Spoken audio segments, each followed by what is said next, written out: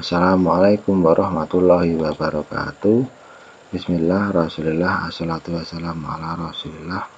La haula wala quwata illa billah. Mabadu, ketemu lagi dengan Kamasun pada mata pelajaran fikih anak-anak. Tentunya pagi hari ini anak-anak dalam keadaan sehat selalu. Seperti yang telah kalian kemarin baca terkait dengan tanda-tanda balik, pada pagi hari ini Pak Masud sedikit menjelaskan terkait dengan tanda-tanda balik anak-anak.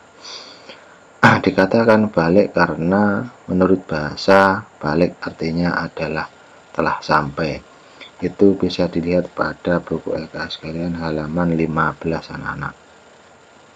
Sedangkan menurut istilah balik adalah telah sampai usia seseorang pada kedewasaan. Jadi seseorang yang sudah balik dianggap sudah cukup dewasa untuk berpikir dan bertindak.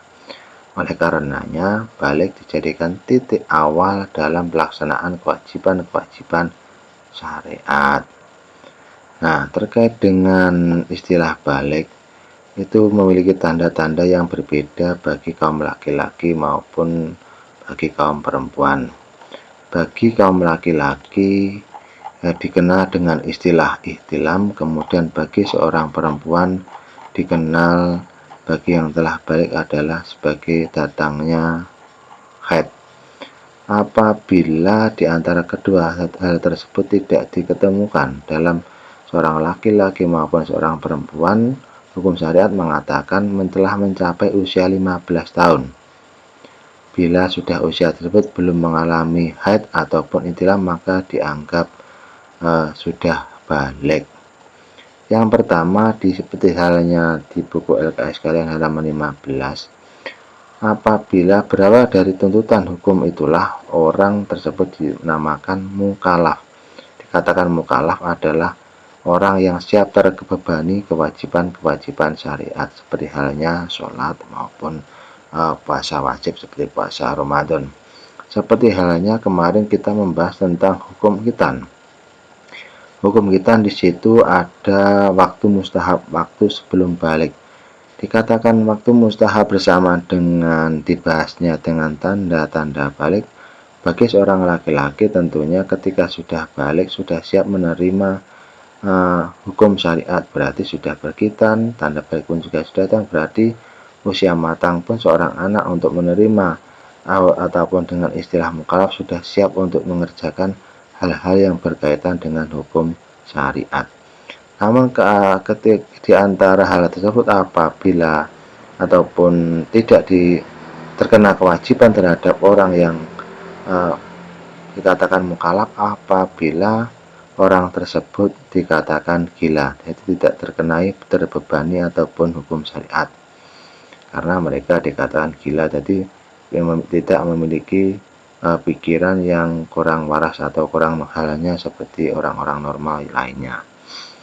Nah, terkait dengan tanda-tanda balik itu ada dua macam. Yang pertama, ihtilam mimpi basah itu berkaitan dengan seorang laki-laki, dan haid itu bagi seorang perempuan. Dikatakan di sini haid anak perempuan yang berusia minimal 9 tahun. Kemudian ihtilam mimpi basah bagi laki-laki berusia minimal juga 9 tahun. Namun apabila di antara kedua hal tersebut tidak diketemukan, maka hukum syariat di sini mengatakan minimal usia 15 tahun anak tersebut dan kondisinya sehat dikatakan sebagai balik dan siap dikatakan sebagai mukallaf, siap menerima hukum-hukum syariat. Di LKS kalian halaman 15 di situ dibahas dengan tanda-tanda balik, yaitu bagi seorang laki-laki yaitu ihtilam atau mimpi basah. Dikatakan ihtilam atau mimpi basah yaitu keluarnya mani dari kemaluan, baik dalam kondisi tidur atau dalam kondisi terjaga atau tidak tidur.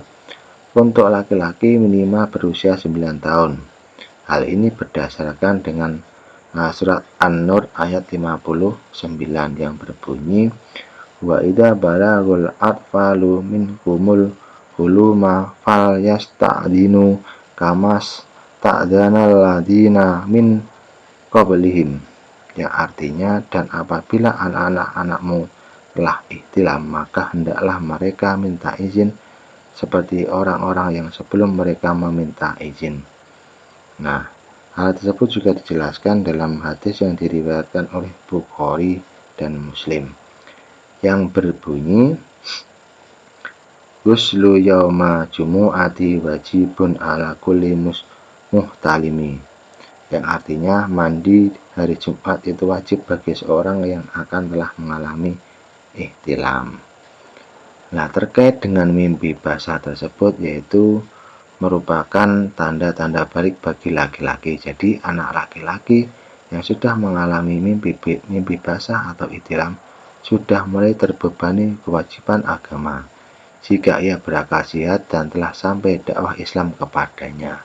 Jadi apabila seorang anak telah belajar tentang ilmu Islam, tentunya anak-anak juga pun belajar di madrasah lebih akan paham terkait dengan tanda-tanda tersebut. Berarti anak-anak tersebut sudah mulai terbebani dengan kewajiban-kewajiban terkait dengan orang Islam.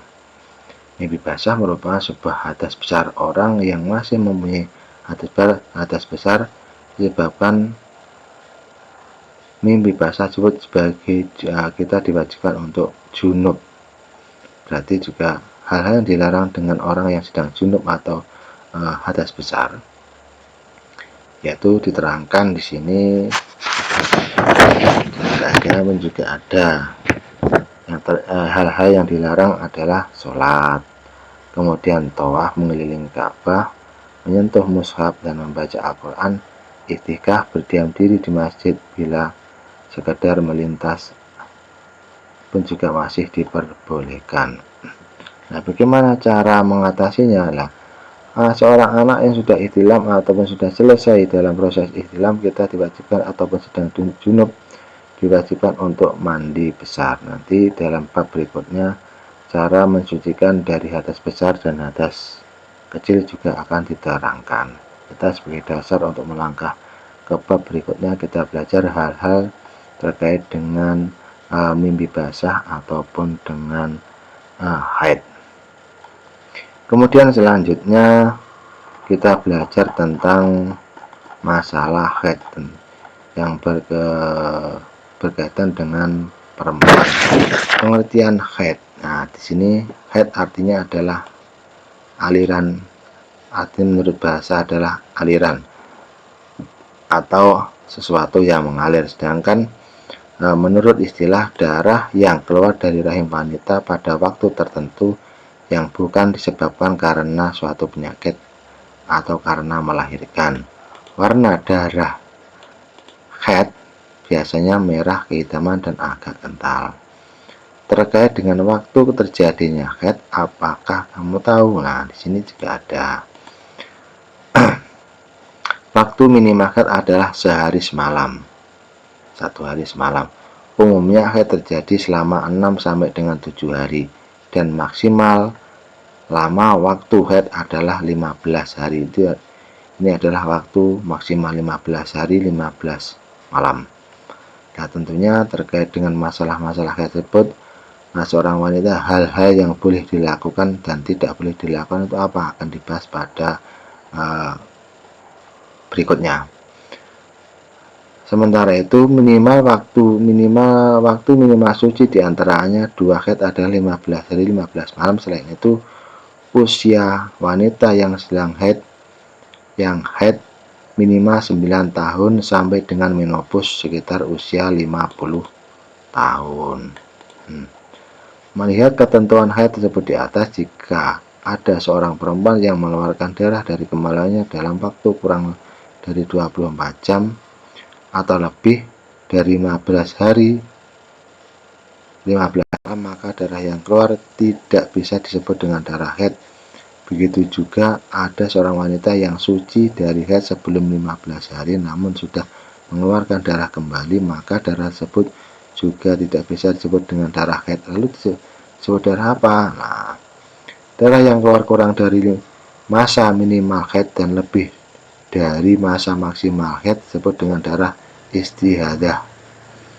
Darah istihadah adalah darah yang keluar dari kemaluan wanita di luar kebiasaan haidnya atau di luar waktu haid serta bukan disebabkan karena melahirkan. Nah, jadi dapat kita simpulkan bahwa dengan bahwa istilah istihadah terjadi dalam kondisi yang pertama darah keluar dalam waktu kurang dari 24 jam. Kemudian yang kedua darah keluar lebih dari 15 hari 15 malam. Yang ketiga darah keluar sebelum 15 hari di masa suci haid sebelumnya.